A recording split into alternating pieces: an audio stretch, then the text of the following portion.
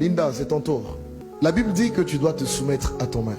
La soumission, c'est quoi? C'est pas l'esclavage. La soumission, c'est le respect. C'est tout ce que ça veut dire. Ça veut dire, femme, respecte ton mari. Tu sais, tu peux tout donner à un homme.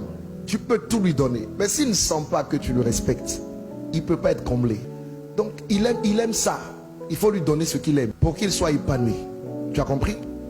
Maintenant, il y a une deuxième chose dont l'homme se nourrit. Ma fille, parfois, ton cœur est couché à côté, son amour est là, et puis il est 2 h du matin, et puis lui-même, il ne maîtrise pas certaines choses.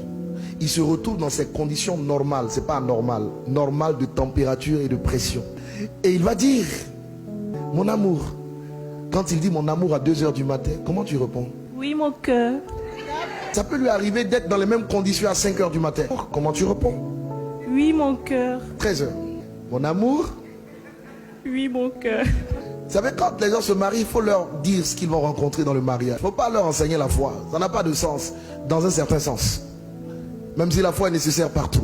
Quand vous regardez les causes de divorce, c'est quoi généralement? Soit madame dit je ne veux pas aller avec monsieur. Bon, pour monsieur qui dit je ne veux pas aller avec madame, c'est rare. Madame dit je ne vais pas avec lui 1 an, 2 ans, 3 ans. Et vous avez la cause du sexe qui est la cause majeure. Une bonne femme dit oui à son mari. Et un bon mari peut comprendre que parfois sa femme est fatiguée. Donc l'homme, il se nourrit, lui, sur le plan psychologique, de ce qu'il voit. Toi, tu te nourris de ce que tu entends. Ça veut dire que tu dois t'arranger tous les jours pour être tout aussi belle que tu l'es aujourd'hui. Les cheveux toujours bien faits, le maquillage toujours bien à l'endroit, les sprays, les déodorants comme il faut.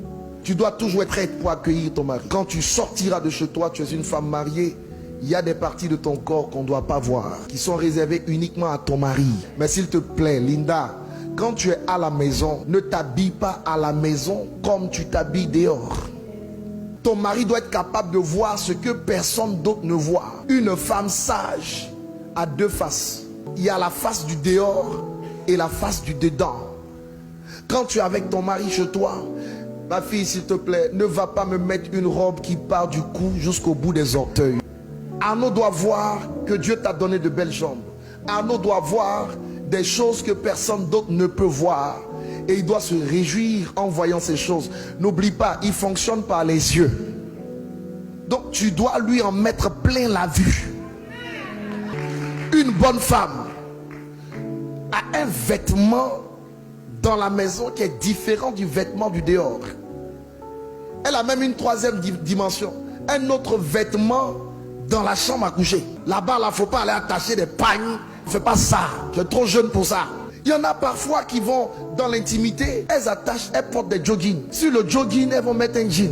Sur le jean, elles vont attacher un pagne. Sur le pagne, elles vont attacher un kimono. Le pauvre monsieur, pour rendre visite à sa femme, il franchit des obstacles insurmontables. Il y a des vêtements adaptés. Et tu les connais. Les nuisettes et tout ce qui va avec. Tu vois, aujourd'hui tu es entré dans le mariage, c'est une victoire. Mais rester dans le mariage, c'est un autre championnat qui commence.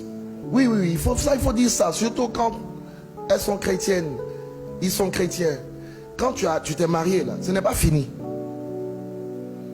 C'est une victoire que tu as acquise, mais il y a un autre combat dedans. Voilà, donc il faut agir de façon sage pour rester dans cette victoire. Je vous dis une dernière chose et puis je vais vous bénir. Écoutez-moi bien. Arnaud, pour que tu puisses gagner ta femme, il faut gagner son cœur. Aimer, c'est gagner son cœur. Et quand tu gagnes le cœur de ta femme, et si tu réussis à gagner son cœur, tu gagneras son corps. Ne cherche pas à gagner le corps si tu n'as pas gagné le cœur. Linda, tu veux gagner le cœur de ton mari? Ne cherche même pas à gagner le cœur. Gagne le corps et tu auras le cœur. On ne se marie pas pour être heureux. On se marie pour rendre l'autre heureux. Et si tu le rends heureux et qu'il te rend heureuse, vous vous rendez heureux. Vous êtes heureux.